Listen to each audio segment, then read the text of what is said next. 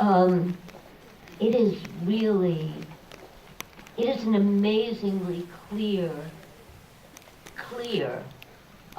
documentary about a terribly complicated situation. So I'm just wonder how long it took for you to put it together.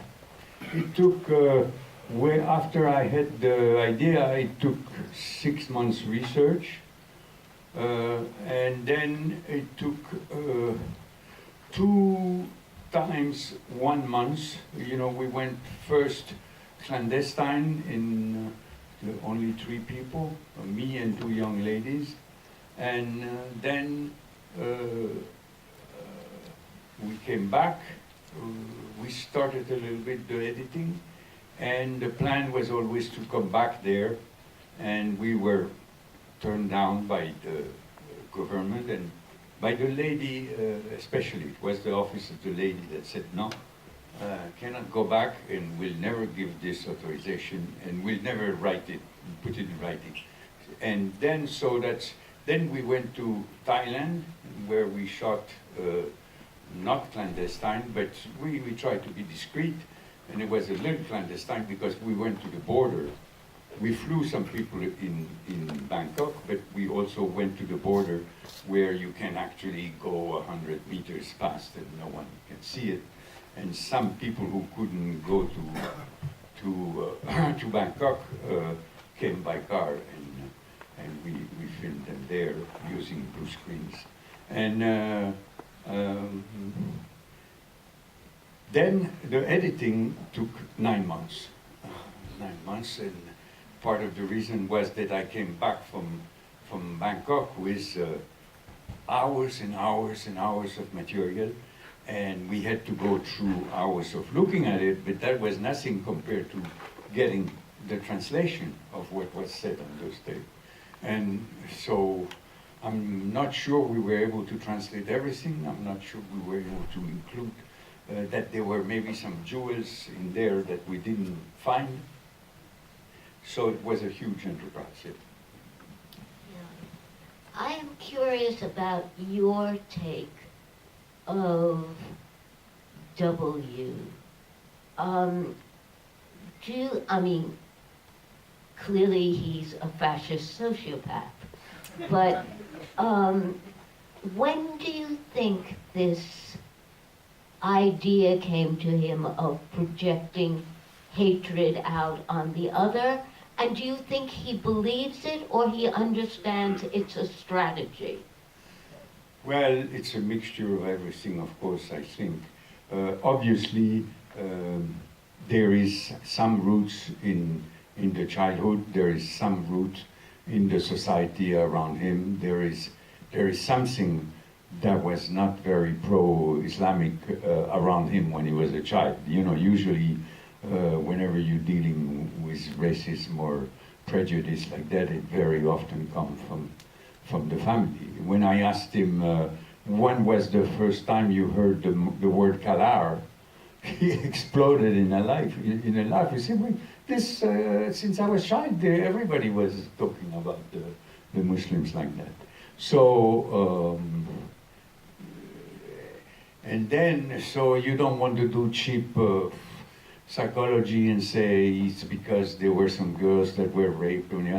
I got to hang on to that because basically it's very difficult to explain, you know.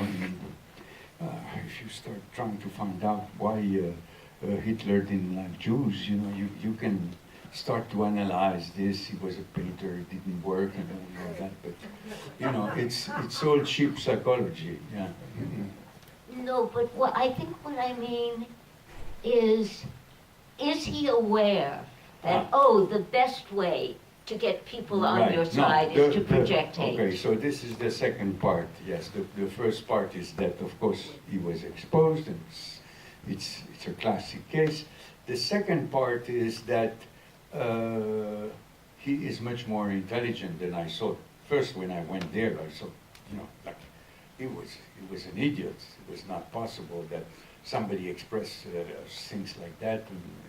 And then I learned to be careful because he really was quite clever, and And I think what he discovered that expressing the things that he heard when he was a child, he was getting something out of it. The reaction was good. And of course, he discovered that this was maybe a way to go. And so it's a mixture. And obviously now he's drunk with power because he's a star. And he told me, you don't know what it means to me to be in a movie that is going to be presented at the film festival in Cannes. You know, for me, this is something so impressive, so important. I'm so moved, and so on. And at any point was he aware that this would not be such a favorable portrait? Actually, he is willing to take the risk, and whenever anybody comes to interview him, he always says, you must be aware that I will answer any question you ask. I'm not afraid you asking any question. So I knew when I heard that, because he told me that, I knew I was in trouble, because if you can ask any questions means that he can bullshit me forever, and I better not try to ask embarrassing questions, but on the contrary, reassuring where he can be in confidence and when the truth can come out more than in an adversary interrogation. So now he's aware of his power, but he's willing to risk all the time. Every time he's forbidden to speak, he would go against it. And when he was forbidden the last time, like a couple of months ago, he did a preaching or a meditation or whatever, a crowd of 300 people. He was sitting and he had put scotch tapes across his mouth, because he was forbidden officially by the council of the monk to speak in public. And next to him, he had a loudspeaker and a machine that was playing some of his old speeches. So this was really somebody that is not afraid and will go on and push the envelope, always keep pushing. And so basically it can be very dangerous, that type of person. Yeah. And of course it has only gotten worse since. Yeah, of course, yeah. No, the worst that happens after the 1st of, like we stopped the editing the 1st of January. So we can't go on, it's going to be non-stop. So there is one thing that happened that is really quite revealing and quite, for me, completely scary, was that Aung San Suu Kyi had a lawyer that was Muslim, that was very brilliant, that knew all about constitution, and I was helping her to find a way to get rid of the military legally. And so they were plotting, and what happened was that when that lawyer came back from a speech that he was giving in another foreign country, at the airport he was met by his family, and he was holding in his arms a three months old baby, or a very young person. And there is a photo of a guy pointing the gun and to his head, and this was perfectly, the angle was perfect. You can see that this gun, and that photo was taken just before the shot was made, and he died. The little boy didn't survive, but he was killed. And after shooting, the guy who shot ran to a black car that was supposed, I imagine, to take him away. And the black car started, and they left him there. And of course the crowd got hold of him, and 1 hour later, the photo, that incredible photo, perfectly taken, was on Facebook. So that means it's really like a Kennedy assassination where you could be behind him and prove that it was really him that killed him. And of course then it was discovered that many friends of Viratu or his group were involved in that. It was discovered by the most brilliant journalist. And the poor journalist who uncovered that got into deep trouble because the group of Uratu made a lawsuit against him and said, you're disgracing religion, you're attacking the most important religious person, this is a disgrace.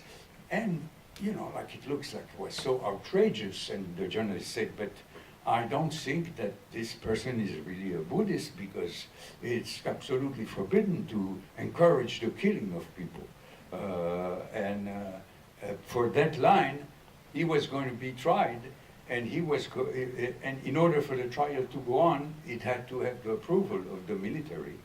And so there is all kind of possible explanation to that. But it took months for this journalist to be released and declared innocent, but he's still in danger, I would say. So this is just to give you a flavor of what's happening now with all those elements. What's happening now on the genocide level, of course, it is happening every day. As we speak, there are villages that are being burned.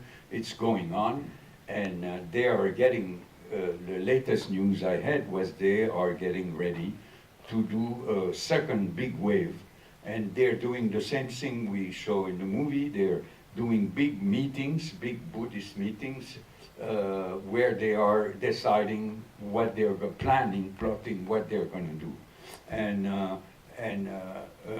Smith, the guy that is from 45 Rights, he gave me the news 2 days ago that he thinks that they are going to do another wave of violence imminently, like he's convinced. It's repeating itself. This whole thing is repeating itself.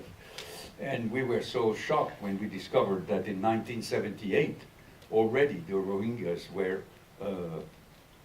victimized like that, but at least at the time, they were not banned from having their nationality. At least they were sent back to the country because they had identity cards. They were considered Burmese. And why is she so powerless? You know? Why is she? So powerless, without power. Well, because she made a deal. She made a deal to stay in her place, and she knows that they can, and everybody's talking about the fact that they can just take the power back and do a military coup. It can happen any minute, and they have put in place everything for that to happen. So basically, she is in a situation where if she moves, they take back the power. She returns to her villa, and life goes on under the military as before. Or she shuts up and she waits for an opportunity to do something. Unfortunately, you know, there are limits. You know, it's like Pétain in France was put there to save the country because otherwise the Nazis were gonna do everything in the country. And in the end, he ended up helping the Nazis by furnishing all the Jewish population he could to be sent to camps. So at one point, he ceased to be a national hero, and he became a criminal, and that's exactly what's happening to her. She has become now the head of a propaganda machine that explains that the Rohingyas, and she participates directly in that the Rohingya are burning their own houses, which for me is the litmus test of the insanity. And so many people believe that and propagate that. And the second thing that she believed and puts on her Facebook site is that those rapes that everybody's talking about, because the army has been using the weapon of rape from the very beginning. In the 70s, I've had studies of the Shan population where they were doing that, and it was absolutely systematic. It was a weapon. The rape was the old ladies and the young. There was no distinction, and it was to destroy the spirit of the population, to break down, to create chaos into the society of the Rohingya. And this is also, or the Rohingya or any other enemy. And she is participating in that. And that, for me, it's the line in the sand has been crossed many times now. I'm sure there are questions out here. Yeah. Well, thanks for the movie. It was incredible. And so disturbing. I mean, I was in Burma around the end of 2012, and I guess I'm just wondering how you sort of, as you sort of realized what was going on, how you sort of integrated it with your experience otherwise of Buddhism in Burma, because it seems almost hard to kind of fuse my kind of images and experience there with this, and I kind of also just wondered whether within the larger Buddhist community, which is pretty powerful there, is there resistance? I didn't quite understand how much resistance there Okay. is to this. Well, yeah, basically, I'll repeat it. It's a question of how this movement, the movement of W, what relationship does the larger Buddhist community has to it, and are you aware of the contradictions when you're there? Thank you. yes. The litmus test I was talking about do the Rohingya burn their own houses? I apply that especially to the very serious, respected Buddhists, and they are not all of them say that, but there are a few that actually are responsible for very positive things. They are building hospitals, they're helping enormously the population, and they declare things like that. And also they have centers in America, and they're very respected and all that. So there is a percentage, but it's very difficult to evaluate. I would imagine that there are, I would say, contaminated. The 30% of the Buddhist corps is contaminated by, let's say, the idea that the Rohingya are burning their own houses. Because the minute you say and believe that, it's a sure indication that you belong to a certain camp. Yes. Were you able to ask him directly how he reconciles his actions with Buddhist principles? No, that was not my way to go. My way to go was just to flatter him, to make him talk, and not to put him on the spot and ask him any embarrassing question. That I never done that with Jacques Vergès, the lawyer before, or Amin Dada. It's out of my technique, and I know it drives everybody crazy in the audience. Say, why doesn't he ask? How come it's possible that the Buddhism is the opposite of that? Obviously, it's the opposite. Obviously, many people say that to him or print that, but yeah, I know I will never get anywhere if I ask him that question. Did you have any sense of how he responds when other people? He will respond by some kind of standard thing where, well, he says in the movie that the Buddha was not against his disciple making politics, and for him politics is what he's doing, and that's in the country, the people who criticize him, they say this is disgusting for a priest to be doing politics. And he's right when he says that the Buddha was for doing politics, meaning coming to help the people and so on. So he's very clever. His answer is already put him himself in a position of somebody doing politics for the good of the people, for saving the religion. That's what he's doing, he's saving the religion. So. Yes. A lot of us have become aware of this recently. I put myself in that camp. I don't think I was aware of it prior to this year. And one question has been coming to my mind ever since I've been suddenly seeing the New York Times doing incredible reporting. Terrifying, yeah. Terrifying. And for the New York Times, quite remarkable. Since they managed to turn a blind eye on many other things, this is something they focused Like on, right and I'm here. happy. But my question is, what has been the response of the international Buddhists? Because I don't know the answer to this question.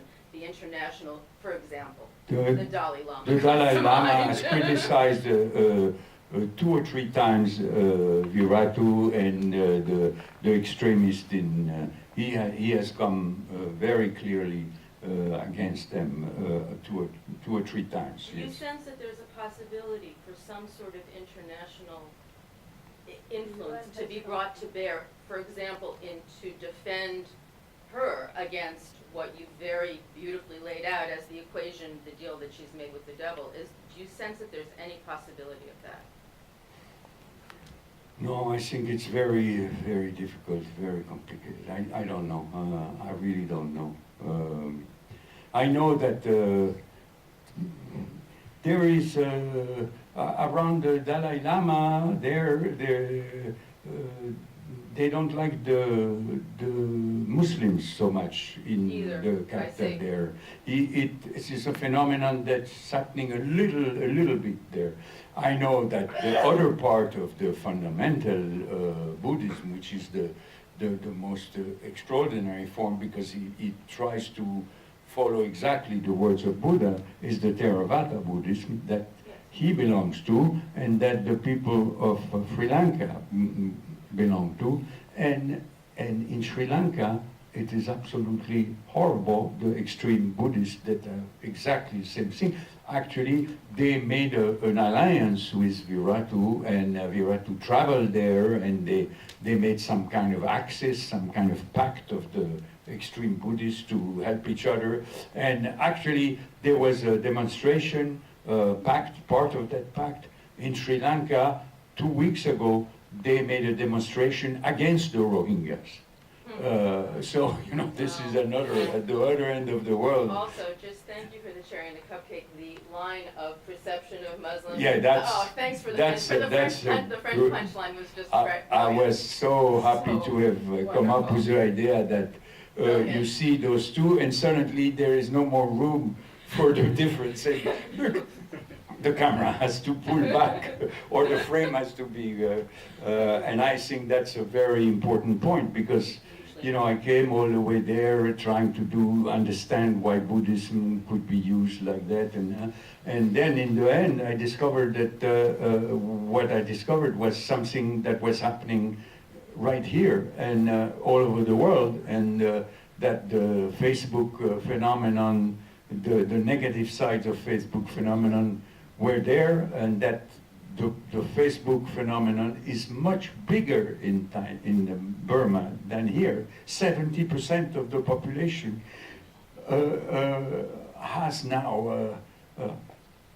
is now part of Facebook. So this is a jump from a few percent to 70, and this is all part of the new reality where we are all living, and so I came back with image of ourselves instead of image of trying to understand why Buddhism could be perverted. Someone else? Yeah. Barbet, how complicit is the army with That is the big question. That is the big question. I tried and tried and tried, and every journalist that is important, that is working there, has their chief, their redactors in chief, telling them, you got to find out what are the links with the military. This is the one thing that they're all after. No one has succeeded. There was one beginning of little something where there was the founder of 969 that actually was named by the military in charge of doing the work of convincing people of that kind of tendency, trying to manipulate the hate. And in reality, I think that Viratu met him once. If I look at all the dates and I look at the thing, and basically they had one or two meetings, so they could not really have an influence or not. And it's impossible to trace anything because to find out you need to follow the money. If you try to follow the money, it's donations to temples, so there is no way to find where the money is coming from. Any more questions? No? Going Okay. on. Okay. That's Thank it. you.